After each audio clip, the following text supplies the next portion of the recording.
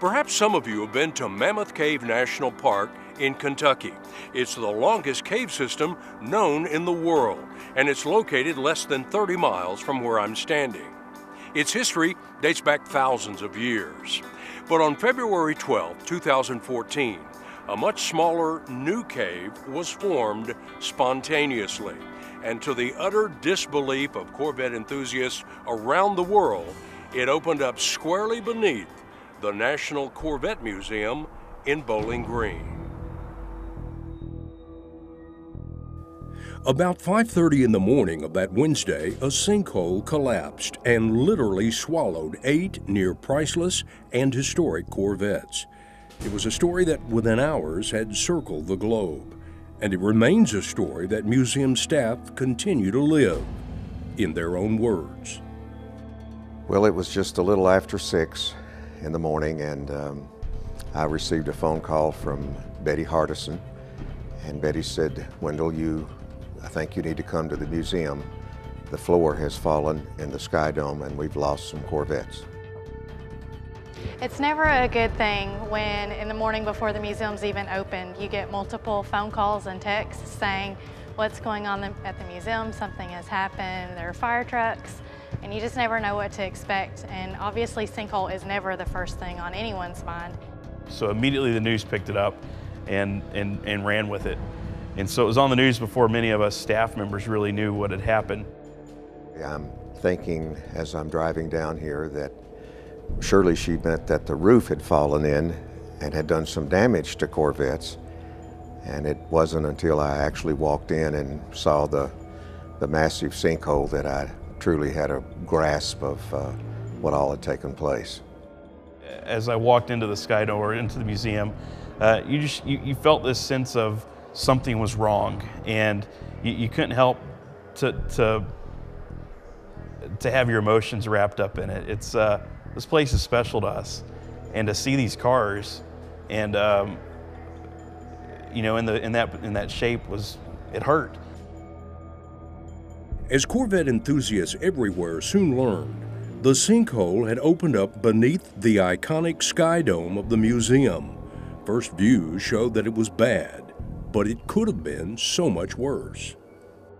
And it's unbelievable how fortunate it was. If it had been 10 to 15 feet one way or the other, it could have been under the foundation or under the spire, and the building could have collapsed. Though the building didn't collapse, the floor that did took with it an historic collection of 8 Corvettes, most of which could never be replaced. They included a 1993 ZR1 Spider and a 2009 ZR1 Blue Devil, both on loan to the museum from General Motors. Other Corvettes, which fell in the 40-foot wide, 30-foot deep opening, ranged from a 62 black Corvette to a 2009 white car that was the 1.5 millionth Corvette produced. In between, there was a 1984 PPG Pace car, a 1992 white vehicle that was the millionth Corvette produced, a 1993 ruby red 40th anniversary C4 Corvette, and the final damaged car was the acclaimed 2001 Mallet Hammer Z06 Corvette. We walk by these cars daily. We get to know their personalities, much like we have personalities. These cars have personalities. You get to know their stories. And the past owners, you talk to them, you get to know a little bit more about them and their relationship with the car. And to see them in a hole, man, it hurts. It hurt bad that day. Still photos, video, and security footage have literally given the world an idea of what the sinkhole here at the National Corvette Museum looks like. But until you've stood next to it, it's hard to imagine the enormity of what happened here in the early morning hours of February 12th. Engineering students from Western Kentucky University brought in remote-controlled drones, which provided the first startling look inside the sinkhole. A sinkhole that didn't surprise everyone.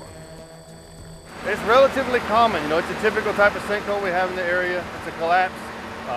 We do have them happen around here because of our geology and landscape. So it's not the biggest I've seen, it's not the smallest, but it is, a fairly substantial collapsed sinkhole. It was quite a shock to see where a lift was, the 40th anniversary on top, the 62 below it, and that red 2001 steering right at you, and just noticing it gone. It was completely gut-wrenching. After stabilizing the site, a careful plan of extraction began. The last Corvettes to fall into the sinkhole were the first ones out, and they suffered the least damage.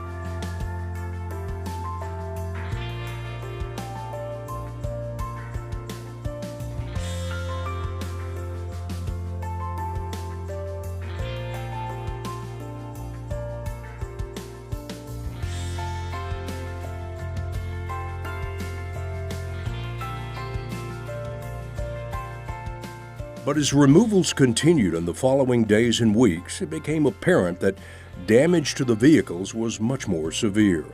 Each was placed on display in the museum through late spring and summer, giving museum visitors a close-up look at an almost unimaginable event. And yet, it was an event that immediately became part of the museum's history, and a story that was never held back from supporters. The Corvette family is worldwide, and most of our interaction is outside of state of Kentucky, and we wanted to be the one to share the news with Corvette enthusiasts everywhere and let them hear it from us. In part 2 of our report, a bit later in the program, we'll take a look at what lies ahead for the sinkhole now that the literal dust has settled. Under consideration since February 12th has been a plan to take full advantage of what started out as a catastrophe. I'll have an update on that when Corvette Nation, presented by CR Coachworks, continues.